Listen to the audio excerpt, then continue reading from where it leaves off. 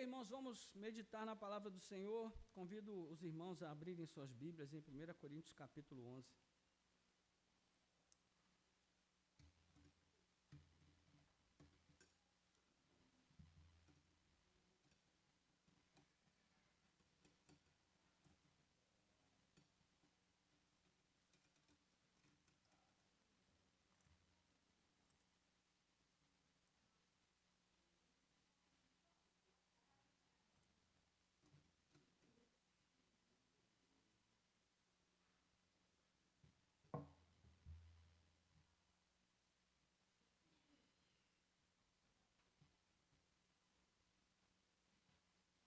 Chegou lá?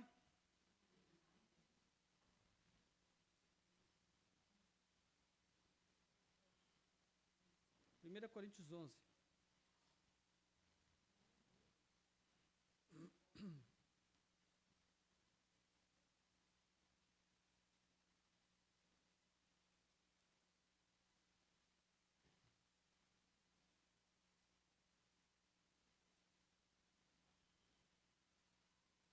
Nós vamos ler a partir do verso 28 até o verso 33 e depois vamos orar, e eu peço que você mantenha depois a sua Bíblia aberta, porque nós vamos explorar o capítulo 11 como um todo, deixando aqui uma palavra de reflexão para nós nesta manhã.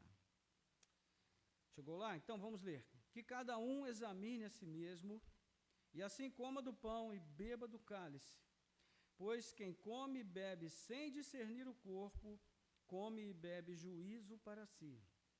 É por isso que há entre vocês muitos fracos e doentes, e não poucos que dormem. Porque se julgássemos a nós mesmos, não seríamos julgados. Mas quando julgados, somos disciplinados pelo Senhor, para não sermos condenados com o mundo. Assim, meus irmãos, quando vocês se reúnem para comer, esperem uns pelos outros. Vamos orar. Nosso Deus e Pai, graças te damos pela tua palavra, que é rica, poderosa, eficaz.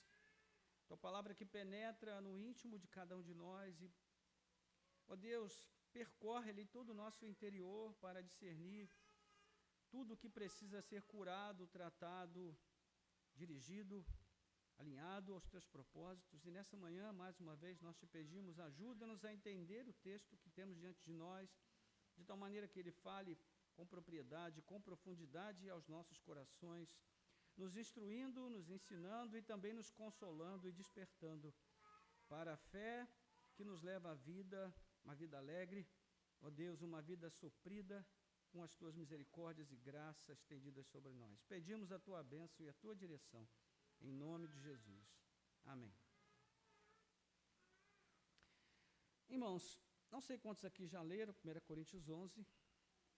É um texto que Paulo, dentro da carta de Paulo, da primeira carta de Paulo à igreja de Corinto, acredito que todos aqui já conhecem bem a fama da igreja de Corinto. Era uma igreja problemática, era uma igreja complicada,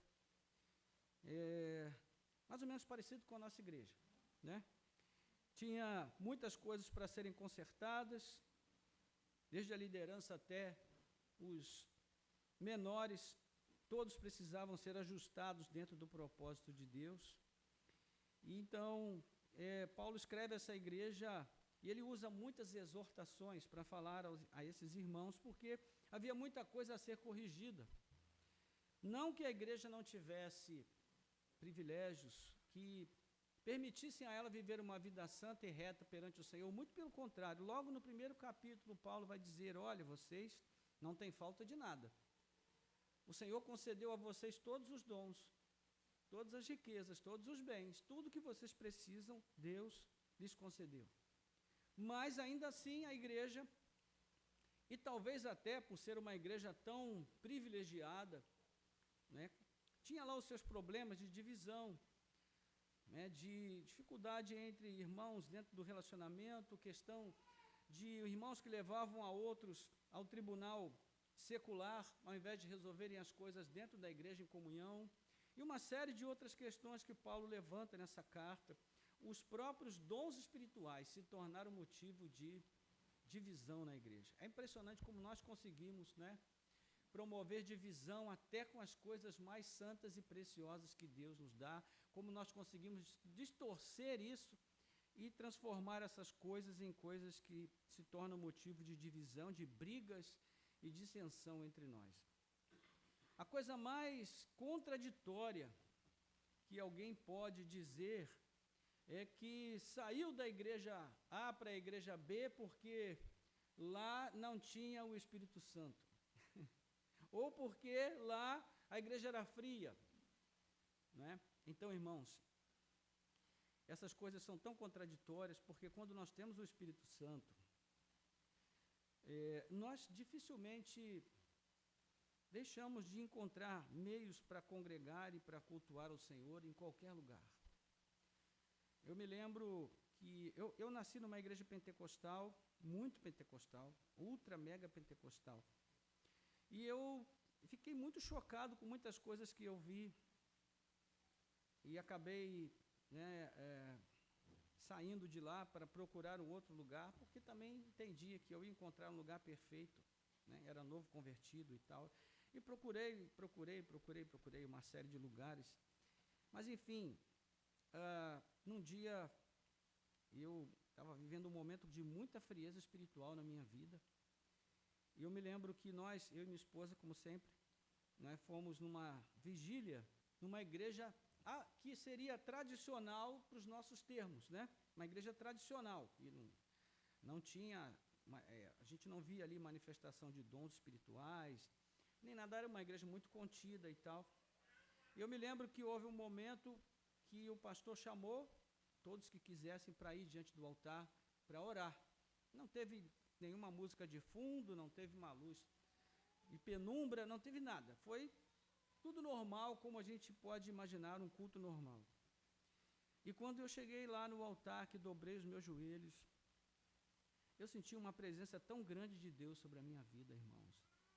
E naquele momento recebi um renovo tão grande da parte do Senhor, que me manteve vivo na fé, na esperança, e me sustentou naquele momento em que eu me sentia tão frio, eu mesmo. Né? Então, naquele dia Deus me ensinou uma lição que perdurou pelos meus dias e vão ficar comigo até eu partir desse mundo, que é justamente essa lição de que Deus pode operar em qualquer lugar, desde que o nosso coração esteja aberto para Ele agir. Desde que nós tenhamos espaço em nossas vidas para que Ele possa ser Deus, né? E nós deixemos de lado a nossa inclinação natural de querermos ser os próprios deuses das nossas vidas e darmos a Ele o lugar que pertence somente a Ele, como Deus em nós. Então, não há lugar perfeito, não há igreja perfeita, mas nós servimos a um Deus que é perfeito. E Ele faz todas as coisas possíveis, ainda que nós julguemos que o ambiente, ou a circunstância, ou o momento não sejam adequados para Ele fazer o que nós sabemos que Ele pode fazer. Então, Paulo estava trazendo orientações para uma igreja que tinha uma série de dificuldades, incluindo a questão de dons espirituais, né, os cismas, as divisões na igreja nesse sentido. E aqui nesse capítulo, especialmente nesse capítulo, ele vai falar sobre a necessidade que nós temos de entender o que a igreja é e o que a igreja não é. O que vinha acontecendo aqui era uma situação que retratava uma característica que não é uma característica da igreja, que é justamente aquela postura de individualismo, aquela coisa de eu para mim mesmo, onde cada um procurava o seu próprio interesse, a sua própria conveniência. Então, Paulo, no versículo 2 desse capítulo, se você olhar aí, ele vai começar fazendo um elogio nesse capítulo, né? O capítulo 11, na verdade, o nosso versículo 1 do capítulo 11 deveria ser o que é o versículo 2, né? Porque o versículo 1 do capítulo 11 pertence ao capítulo 10. Mas, enfim, são essas divisões da sociedade bíblica que a gente, às vezes, tem que ajustar. Então, o capítulo 11, propriamente dito, ele começa no versículo 2. E ele começa dizendo assim: eu os elogio porque em tudo vocês se lembram de mim e retém as tradições, assim como eu as transmiti a vocês. Então ele faz um elogio à igreja, porque a igreja guardava as tradições, o ensino de Paulo e dos apóstolos, assim como havia sido transmitido a eles lá no princípio. Paulo é o fundador da igreja de Corinto. E ele vai falar de umas questões pertinentes ao culto, sobre o uso de véu ou não, né? E ele vai explicar por que esse tipo de situação acontecia na igreja, vai trazer direcionamentos em relação a isso. E ele, no versículo 17, ele faz aqui uma locução adversativa. Ele diz: mas nisto que agora prescrevo, não posso elogiá-los, porque vocês se reúnem não para melhor, e sim para pior. Então a igreja de Corinto tinha questões que mereciam elogios, mas tinha muitas questões que mereciam críticas e exortações. E agora Paulo vai falar sobre uma delas. E qual é essa questão? Ele diz: estou informado que quando vocês se reúnem na igreja, existem divisões entre vocês, e em parte acredito que isso é verdade. E ele vai falar dessa divisão. Em que sentido? Ele diz no verso 20: quando, pois, se reúne no mesmo lugar, não é a ceia do Senhor que vocês comem. Por quê? Versículo 21, porque quando comem, cada um toma antecipadamente a sua ceia, enquanto um fica com fome, o outro fica embriagado. Imagine uma igreja onde, no culto da ceia, você, ali pelo meio do culto, você percebe que tem irmãos trocando perna nos corredores da igreja. Ou pessoas que não conseguiram participar da ceia, porque quando chegaram, os privilegiados que haviam levado os itens, né, para a festa, porque antes da ceia havia uma festa, uma celebração, e aqueles que levaram as melhores coisas correram e comeram as coisas melhores que levaram, e não sobrou para os outros. Imagina uma igreja assim, irmãos. É a igreja de Corinto. E essas coisas aconteciam, por quê? Porque não havia compreensão suficiente na mente daqueles irmãos sobre o que é a igreja. Agora veja como Paulo os adverte com palavras duras, versículo 22, ele diz: será que vocês não têm casas onde podem comer e beber? Palavras duras, não, irmãos? Imagina o pastor Oswaldo falando isso aqui. Vai ser o último domingo da igreja. Vocês não têm casas, vocês não têm comida em casa, é isso que Paulo está dizendo. E aí no verso, na segunda parte do verso, ele diz: ou menosprezam a igreja de Deus e envergonham os que nada têm, o que posso dizer a vocês? Devo elogiá-los? Nisto certamente não posso elogiá-los. Gente, Paulo é muito coerente com as coisas que ele escreve e da maneira que ele escreve. Veja que ele começa com elogio. Ele começa mostrando que ele não enxerga só os defeitos da igreja, mas também as virtudes. E ele mostra que as virtudes devem ser elogiadas, mas os defeitos também devem ser apontados. E a pergunta é: nós gostamos de elogio, irmãos? Sim ou não? Sim. Agora, outra pergunta: nós gostamos de exortação? Não, não gostamos. Mas a exortação faz parte da nossa educação cristã. E a palavra de Deus traz muitas exortações para nós. A palavra de Deus nos confronta de uma maneira dura, muitas vezes, severa, mas não é para nos destruir, é para nos edificar, é para nos consertar, é para nos levar ao caminho que nós devemos seguir de uma forma correta, andando com retidão na presença de Deus e, sobretudo, na nossa comunhão uns com os outros. A grande preocupação de Paulo aqui não é com o que os coríntios fazem na sua vida devocional particular. A grande preocupação dele é o que acontece quando eles se reúnem. Você sabe por quê? Porque o que nós fazemos na nossa comunhão, na nossa vida pública, revela o que nós estamos fazendo ou não na nossa devoção particular. Então, quando você vê pessoas que estão agindo dessa forma, tão egoísta, tão individualista, dificilmente você vai entender que essas pessoas são pessoas de oração. são pessoas piedosas, que têm uma vida com Deus, que andam com Deus, porque Deus é o quê? Deus é amor. E aí nós temos João, que nos ajuda também nesse sentido, quando ele diz, se eu não amo o meu irmão a quem vejo, como eu posso ser tão cínico? O cínico aqui por minha conta. A ponto de dizer que amo a Deus, a quem eu não vejo. Então, muitas vezes, nós agimos com cinismo muito grande. Porque se nós não podemos amar as pessoas, em quem nós podemos tocar, pegar, ver, como nós podemos amar a Deus, a quem não vemos? Ou seja, a Bíblia é coerente, irmãos. A Bíblia é escrita num contexto de lógica. E se a gente pensar um pouquinho, nós conseguimos entender certas coisas que são tão básicas, mas às vezes nos escapam, porque nós não gastamos tempo, não investimos tempo em refletir na palavra do Senhor. E é nesse contexto que Paulo, então, começa a falar sobre o texto mais antigo da ceia, que é essa porção que nós temos a partir do verso 23. Ele diz, porque eu recebi do Senhor o que também lhes entreguei, que o Senhor Jesus, na noite em que foi traído, pegou um pão e, tendo dado graças, o partiu e disse, isso é o meu corpo que é dado por vocês, façam isto em memória de mim. Do mesmo modo, depois da ceia, pegou também o cálice, dizendo, este cálice é a nova aliança no meu sangue.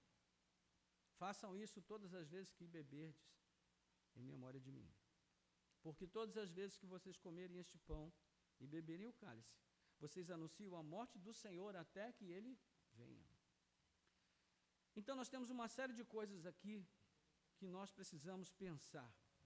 A primeira coisa, irmãos, é que ser igreja é viver em congregação, é reunião. Paulo está dizendo aqui, quando vocês se reúnem, e ele usa essa palavra reunir várias vezes. Então, ser igreja significa viver em unidade com os meus irmãos. Significa me reunir com eles, congregar com eles. O verbo congregar é sinônimo do verbo ajuntar. Então, congregar significa estar junto, me ajuntar com outras pessoas. Nós podemos ter uma congregação de políticos, nós podemos ter uma congregação de floristas, nós podemos ter uma congregação de médicos. Congregação não é uma palavra que se usa somente para a igreja. E ela tem o sentido de mostrar que a igreja é um corpo que se reúne. E não é um corpo qualquer, é o corpo de Cristo. É assim que a igreja é definida. Então, meus irmãos, a característica fundamental da igreja é a reunião. Veja como Paulo faz aqui um contraste no verso 18 que nós lemos entre reunião e divisão. A igreja não divide, a igreja reúne.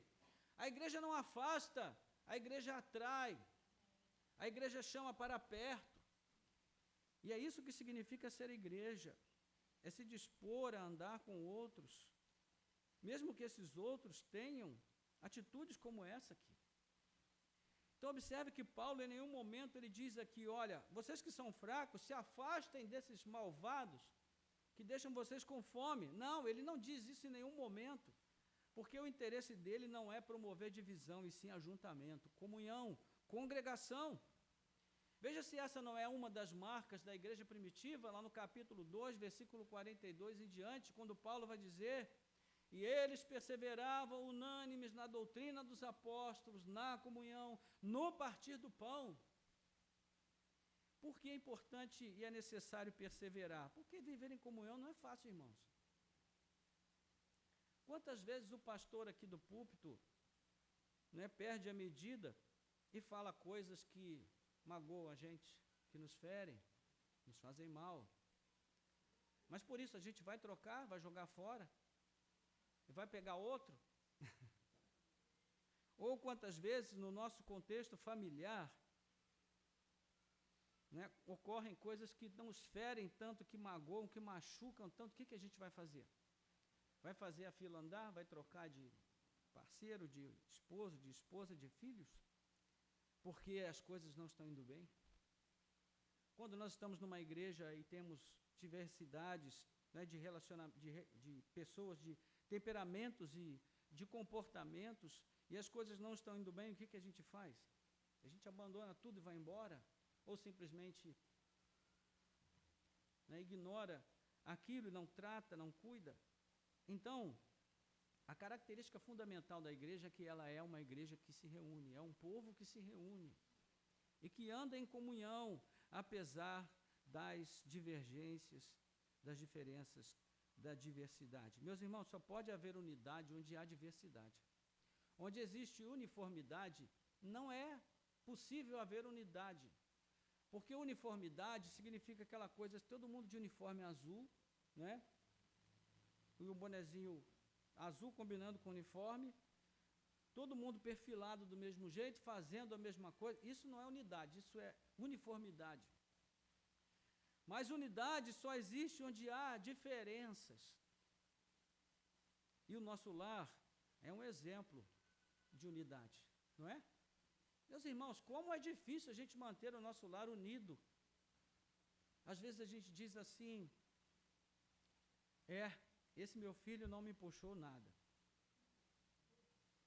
Aí alguém devia dizer, graças a Deus, né? Porque se os nossos filhos saíssem como nós, eles iriam repetir os mesmos erros que nós praticamos. E eles não iam nos ensinar coisa alguma, irmãos. E de um filho para o outro, que diferença, né? Não sei quantos aqui tiveram mais de um. Nós tivemos 3. Então foi bem fácil perceber as diferenças entre eles. E até hoje a gente percebe como eles são diferentes. E ao mesmo tempo eles têm uma linha que os une consanguínea, não apenas, mas também espiritual, emocional, que faz com que eles sejam irmãos, mas eles são diferentes. Então a igreja é uma família de pessoas muito diferentes. E às vezes essas diferenças são diferenças que machucam a gente, que nos ferem, que nos fazem mal, enquanto outras pessoas nos fazem muito bem, mas até essas pessoas que nos fazem muito bem podem ter o seu momento, digamos assim, não tão feliz, e que muitas vezes dizem coisas e fazem coisas que também nos magoam. Mas esse é a grande beleza da igreja. É esse privilégio de nós vivermos com pessoas tão diversas, tão diferentes, mas ainda assim perseverarmos. É por isso que Paulo fala sobre a necessidade de perseverar na comunhão, né? Então ele diz, o que eu recebi do Senhor e também lhes entreguei, é que o Senhor Jesus, na noite que foi traído, ele pegou um pão e, tendo dado graças, o partiu e disse, isto é o meu corpo que é dado por vocês, façam isso em memória de mim. Do mesmo modo, depois da ceia, pegou também o cálice, dizendo, este cálice é a nova aliança no meu sangue, façam isso todas as vezes que o beberem em memória de mim. Você percebeu um detalhe aqui? Quando Jesus fez essas coisas, irmãos? Na noite em que ele foi traído. Olha só. Olha que pancada no estômago desses, né, orgulhosos e gananciosos e esganados da igreja de Corinto. Paulo está mostrando aqui que mesmo Cristo tendo sido traído, na noite em que ele foi traído, ele ministrou aos seus discípulos um memorial que deveria lembrá-los do seu amor e da sua graça para sempre. E sempre que eles celebrassem esse memorial, ele promete que estaria entre eles para participar da comunhão com eles. Então é essa maneira que Paulo encontra de tocar o coração dessas pessoas, mostrar a elas que Cristo não amou a si mesmo. Ele nos amou com um amor sem igual, com um amor singular. E deve ser assim que nós também devemos amar uns aos outros. Não tente amar as pessoas com o teu amor, porque o teu amor é muito pequeno. Você precisa amá-las com o amor de Cristo, né? Vocês precisam amar uns aos outros. Nós precisamos amar uns aos outros com o amor de Cristo, não com o nosso amor, porque o nosso amor é muito pequeno e muito imperfeito. Então Paulo segue dizendo, por isso, aquele que comer o pão ou beber o cálice do Senhor indignamente, será réu do corpo e do sangue do Senhor. É uma palavra pesada. Ele fala aqui sobre réu. Réu significa alguém em cuja vida se identificou um crime e essa pessoa agora vai precisar pagar pelo crime que cometeu. Então é nesse sentido que ele vai dizer aqui, Por isso, aquele que comer o pão ou beber o cálice do Senhor indignamente será réu do corpo e do sangue do Senhor. Por que isso, irmãos? Porque, veja, nesse mundo existem dois tipos de pessoas. Aquelas pessoas que estão em Cristo, que estão do lado de Cristo, estão ao lado dele, foram salvas por ele, estão debaixo da sua graça, do seu cuidado, da sua misericórdia, e tem as outras pessoas que rejeitaram a Cristo, e, portanto, essas pessoas se fazem condenadas. Elas estão condenadas. Eu sempre digo aqui que Deus não manda ninguém para o inferno. Desde que nós nascemos, nós estamos indo para o inferno, por nós mesmos, porque Adão nos condenou a isso. Mas quando o Senhor Jesus nos encontra, Ele nos tira desse caminho do inferno e nos leva para o caminho da glória. Mas aqueles que estão fora de Cristo, eles continuam andando e caminhando para o inferno, para a perdição. Isso é uma questão natural. Então, por isso Paulo diz, aquele que não discerne o que é o corpo, ou seja, aquele que está na igreja, mas vive como uma pessoa individualista, que não pensa nos outros, que não reparte vida com os outros, que não partilha das dores dos outros, que não ora pelos seus irmãos, não se preocupa com eles. Essas pessoas, ainda que participem da ceia, elas estão participando para a sua condenação. Porque além de todos os pecados cometidos, ainda se sobrecarregará com este, de terem tido a oportunidade de participar do corpo de Cristo e serem abençoadas e desprezarem o corpo, desse nível de individualismo, de egocentrismo. Então é contra isso que Paulo está falando. E ele diz, é por isso que, aliás, que cada um examine a si mesmo, e assim coma do pão e beba do cálice. Pois quem come e bebe sem discernir o corpo, come e bebe juízo para si. Então veja, irmãos, Paulo, ele está chamando a igreja a uma autorreflexão, a um autoexame. O autoexame é algo que nós deveríamos fazer todos os dias. Aliás, deveríamos, não, devemos fazer. Todos os dias nós precisamos nos examinar. Veja que ele não está dizendo assim, ó, cada um examine seu irmão. Não, ele está dizendo, cada um examine a si mesmo. Ou seja, nós devemos ser os nossos juízes. Nós devemos ser os nossos juízes mais exigentes. Porque quem conhece o nosso coração além de nós mesmos? Ou seja, excetuando Deus, que o conhece melhor do que nós. Mas, além de Deus, quem conhece o nosso coração mais do que nós? Ninguém. Nós nos conhecemos, nós sabemos onde nós estamos enganando, onde nós estamos ludibriando, não é? Onde nós estamos tentando representar um papel. A igreja, irmãos, não é um lugar para representar um papel. A igreja não é um lugar de performance. Infelizmente, a igreja pós-moderna está se transformando num lugar de performance, onde as pessoas sobem no palanque, no púlpito, na plataforma, e elas representam o modelo da pessoa bem-sucedida, para persuadir você a crer que se você fizer parte daquela comunidade, você também vai ser bem-sucedido. Isso, irmão, se chama engano. Isso se chama mentira. Porque em Cristo Jesus, todos nós somos supridos diariamente de cada necessidade que nós temos. Mas também, em muitos momentos, o Senhor nos permite passar por momentos de luta e tribulação, para que Ele possa lapidar a nossa vida. E olha que o nosso couro é duro, viu? E Deus muitas vezes tem que bater com força para quebrar a nossa casca e nos levar a um nível de aperfeiçoamento na comunhão com Ele e também uns com os outros. Então, eu digo para você, examine a si mesmo. Eu digo para mim, examine a si mesmo, diariamente. E ele diz por quê? Pois quem come e bebe, versículo 29, sem discernir o corpo, come e bebe juízo para si. Olha só, que coisa grave, irmãos. Come e bebe juízo para si. E tem consequências. Versículo 30, é por isso que há entre vocês muitos fracos e doentes e não poucos que dormem. Mas há como escapar dessa condenação. Versículo 31. Porque se julgássemos a nós mesmos, não seríamos julgados. E aqui Paulo faz quase que um trocadilho com as palavras, com o verbo julgar. Ele usa o verbo julgar no versículo 31 e no 32, 3 vezes. E em cada um desses momentos ele tem um sentido diferente. Quando ele diz, porque se nós nos julgássemos a nós mesmos, ele está dizendo, se nós nos examinássemos a nós mesmos, se nós olhássemos mais para a nossa própria vida do que para a vida do nosso irmão, procurássemos ser exigentes, mais exigentes com o nível de comprometimento que nós temos com Deus,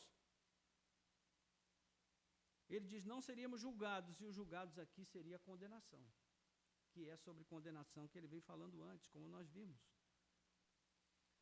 No versículo 32 ele diz, mas quando somos julgados, os julgados aqui já não é condenação, os julgados aqui é julgados por Deus a partir da sua palavra.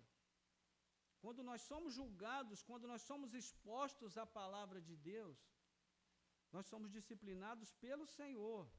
Para quê? Para não sermos condenados com o mundo. Então, você percebe que a exortação é para o nosso bem, o confronto é para a nossa salvação, irmãos.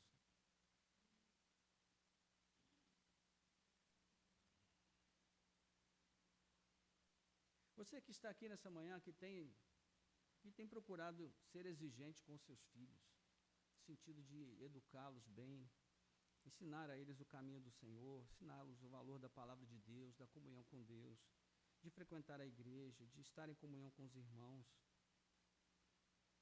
É muito provável que os seus filhos, quando crescerem, quando se tornarem adultos, eles vão ter queixas a teu respeito. Ah, meu pai era muito exigente, muito rigoroso comigo, pegava no meu pé. Ah, minha mãe era muito exigente, ficava todo dia falando para mim que eu tinha que ler a Bíblia, que eu tinha que orar, que eu tinha que buscar a Deus. Mas eu digo para você, você não tem que ser um pai bacaninha, você não tem que ser uma mãe, gente boa, amiguinha. Você precisa ser mãe como mãe e o pai precisa ser pai como pai. O nosso papel na criação dos nossos filhos, meus irmãos, não é quando eles chegarem adultos, a fase adulta, eles dizerem, poxa, meu pai foi um cara muito liberal, tudo que eu queria fazer ele deixava. Tudo que eu pedia ele me dava. Gente boa demais, está ali um bom cristão. E aí você vai perguntar para esse filho, e você, está na igreja? Não. Eu não creio em Deus. Ninguém me ensinou, ninguém pegou no meu pé, ninguém me confrontou, me deixaram à vontade.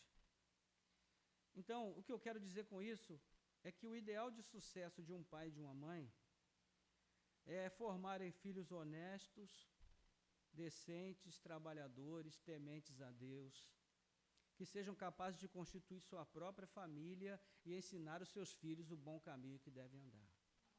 Esse é o ideal de sucesso de um pai e de uma mãe. Se você conseguiu isso, se você já chegou lá, então agradeça a Deus porque você é um pai bem-sucedido, você é uma mãe bem-sucedida. O resto, meus irmãos, é história. Ah, meu pai era tão exigente, por isso que eu sou tão traumatizado desse jeito. Ou seja, é essa coisa do mimimi que tomou conta do mundo de hoje, né? E se você olhar para uma pessoa assim com olhos um pouquinho mais arregalados, a pessoa vai dizer, está me julgando. Então, Paulo, ele está falando aqui, meus irmãos, sobre força de caráter. Ele está falando aqui sobre um caráter que se autodetermina, uma pessoa que se autodetermina a viver em comunhão apesar das divergências, das diferenças, das limitações, porque ser cristão, meus irmãos, é ser uma pessoa firme de caráter, uma pessoa determinada. Não é alguém que tem um pensamento hoje e outro amanhã, que anda com os pés, um de um lado do caminho, o outro fora do caminho. Ele está falando para pessoas determinadas, para pessoas que estão buscando um nível de maturidade que possam receber uma repreensão dura como essa que ele está dizendo aqui. Vocês não têm casas para comer? Não tem comida em casa, gente? Então ele vai concluir aqui no verso 33, e 34, assim, meus irmãos, quando vocês se reúnem, de novo, para comer, esperem uns pelos outros. Isso é igreja, irmãos, é um lugar onde a gente espera uns pelos outros. Você sabe por que a gente sempre fala aqui, todo culto de ceia, espere pelo outro. Porque, especialmente aqueles que têm um espírito mais imediatista, mais pragmático, né, ele recebe o cálice, ele já vai tirando o lacre do pão e do cálice para adiantar o serviço, porque ele é uma pessoa pragmática. Isso é do caráter dele, é o temperamento dele. Então, quando a gente diz assim, espere um pelo outro, você que tem esse temperamento, você está sendo lapidado. Você está aprendendo a esperar pelos outros, embora você seja pragmático. E quando Paulo fala, quem tem fome come em casa, como ele vai dizer no verso 34, ele está dizendo, olha, na vida privada você pode agir como você quiser, mas na comunhão dos santos você precisa ter temor de Deus no seu coração. E você precisa entender que você faz parte de uma família, e nessa família você tem responsabilidade com os outros. Isso é igreja, irmãos. É um lugar onde nós temos corresponsabilidade. Se o irmão está doente, choramos com ele. Nos afligimos com ele. Não é? Ontem nosso irmão Campos veio aqui, foi tão bonito ver os irmãos, né, tocados ali, abraçando ele, dando carinho para ele, porque ele precisa, está passando um momento difícil na vida. Não é? Foi muito bonito ver muitos irmãos abraçando e demonstrando a ele alegria por vê-lo na nossa comunhão. Isso, irmãos, é igreja. Igreja é quando a gente chora com quem está doendo, é quando a gente sofre com quem está aflito, é quando a gente ajuda quem está necessitado, quando a gente abre o coração para ajudar aqueles que estão em dificuldade financeira, emocional, física, seja o que for. É um lugar onde a gente também se alegra com os que estão alegres. Comemora com aqueles que estão felizes, celebra com eles. Então, é nesse sentido que Paulo está dizendo aqui, meus irmãos, quando vocês se reúnem para comer, esperem uns pelos outros. Isso é maravilhoso. Então, quando a gente vai tomar café junto, quando a gente vai almoçar, a gente espera. Nós tivemos a nossa oficina de pregação expositiva essa semana lá na catedral, e o nosso bispo foi lá um dia, 2 dias eu acho, e no último dia ele ficou para almoçar, e ele foi o último da fila. Não falou nisso nada para ninguém, não chamou atenção para si, não disse, estou aqui como último. Ele simplesmente foi lá e ficou, porque a fila estava grande, ele, né, foi conversando com um, conversando com o outro, e ele foi lá para o final da fila. Ele provavelmente não pensou nisso, não teve nenhuma pretensão em relação a isso, mas isso fala, meus irmãos, não fala? Mostra a gente que na família de Deus todo mundo é igual, não é? Às vezes a gente vai fazer algum evento, as pessoas, pastor, passa aqui na frente. Não, nada disso, isso aqui não é mundo não, é igreja. Na igreja quem tem carteira passa na frente. Aqui não, irmãos.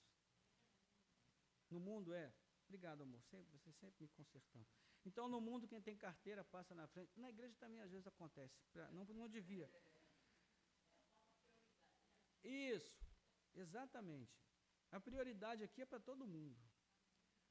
E a gente, como nós somos muito bem educados e amáveis, é claro que a gente dá prioridade para as pessoas que têm idade, que têm comorbidades, que têm limitações. Evidentemente a gente faz isso. Não quero dizer que nós tenhamos que ser duros de coração, não é nada disso. Pelo contrário, é esperar uns pelos outros, termos um coração aberto e disposto. Mas não sobrou nenhuma carne de churrasco, só aquele drumete que até está está bem passado, mas vou comer assim mesmo com alegria, porque o mais importante é a comunhão, não é? Na verdade, a carne nem deve ter espaço na igreja, né, irmãos? Isso aqui é verdade. Então, Paulo está dizendo aqui, meus irmãos, Vamos ser igreja de verdade. Vamos esperar uns pelos outros. Vamos diariamente procurar nos examinar para ver. E Paulo fala isso para a igreja de Corinto mais de uma vez. Se você olhar lá no capítulo 13 da segunda carta, ele vai dizer de novo, no final da carta, ele diz: examinem vocês a si mesmos para ver se estão em Cristo. E isso é algo que nós deveríamos fazer diariamente. Todos nós. O autoexame, para perceber se o que estamos vivendo é uma comunhão viva, verdadeira, se nós estamos sendo igreja ou se nós apenas estamos indo à igreja. São duas coisas diferentes. Porque Cristo não tem compromisso com aqueles que simplesmente vão à igreja. Ele só tem compromisso com aqueles que são igreja. Porque a igreja é o seu corpo. E para que nós sejamos corpo de Cristo, nós precisamos estar ligados nesse corpo verdadeiramente. Se você olhar no capítulo 12, a partir do versículo 12, ele vai falar sobre a metáfora do corpo, mostrando como, de que forma a igreja é um corpo. Ela se autocomplementa, ela se ajuda, ela se fortalece, ela tem comunhão. Não é? Se um dedinho mindinho está machucado, todo o corpo sente a dor. Porque tudo está conectado. Então, eu estou conectado a você, você está conectado a mim. E se isso não for verdade, então, não somos igreja. Amém, irmãos? Vamos orar? Curva a sua cabeça. Nosso Deus e Pai, graças te damos por essa manhã, por esse tempo de oportunidade preciosa que Jesus nos permite ter. Ele que veio a este mundo e entregou a sua vida por nós, não amou a sua vida até a morte, pelo contrário, entregou-se para morrer. E ele fez isso voluntariamente, ninguém tirou a sua vida, ele a deu voluntariamente para trazer salvação a cada um de nós. E nesse seu ato despojado, voluntário, de autodoação, ele nos ensina como vivermos no seu corpo, uma vida também de autodoação, onde nós nos abrimos, a custo, Senhor, sim, de coisas que muitas vezes nos fazem mal, nos machucam, nos ferem, mas fazem parte do nosso crescimento, do nosso desenvolvimento. O Senhor não nos chamou para uma igreja triunfante, o Senhor nos chamou para uma igreja militante, uma igreja que luta diariamente para se manter na fé, na esperança, no amor por Ti, e só pode fazer isso se fizer em unidade, porque em unidade nós nos fortalecemos mutuamente, nós oramos uns pelos outros, nós aconselhamos uns aos outros, nós ouvimos uns aos outros, nós fortalecemos uns aos outros, e assim nos mantemos todos firmes, e vamos chegar juntos na glória celestial, naquele grande e glorioso dia, quando o Senhor vier em grande glória e majestade com os teus santos anjos, para reunir o teu povo, um só rebanho, um só pastor, e na tua presença todos celebraremos a vida plena e perfeita. Ali, Senhor, ninguém vai pisar no nosso calo, ali ninguém vai nos machucar, ninguém vai nos ferir. Todos nós diremos apenas coisas sábias, diremos apenas palavras boas que edificam, que fazem bem, daremos apenas amor e jamais ódio, incompreensão. Ó Deus, qualquer outra coisa perversa e má jamais existirá na nossa boca e no nosso coração. Mas aqui, Senhor, ainda estamos no caminho. Já estamos vivendo a vida eterna, porque amar uns aos outros, mesmo com as dificuldades que temos, já é a vida eterna manifestada em nós. Viver essa comunhão gloriosa na Tua presença já é a manifestação da vida eterna em nós, Senhor. Ó Deus, nos alegrarmos no Espírito Santo já é manifestação da vida eterna. Mas ainda não chegou. Ainda não é o fim. Ainda não estamos transformados, portanto ainda somos suscetíveis a errar, a pecar contra os nossos irmãos. Ó Deus, a falhar com eles. Por isso também te pedimos perdão nesta manhã, quando com as nossas palavras, com as nossas atitudes e talvez até com o nosso silêncio, nós ferimos, magoamos, ó Deus, o coração, a alma, magoamos o nosso irmão, a nossa irmã. Tem misericórdia de nós, perdoa-nos, Senhor, Aperfeiçoa, Pai amado, a nossa comunhão e ajuda-nos para que nós possamos crescer juntos na graça e no conhecimento de nosso Senhor Jesus Cristo.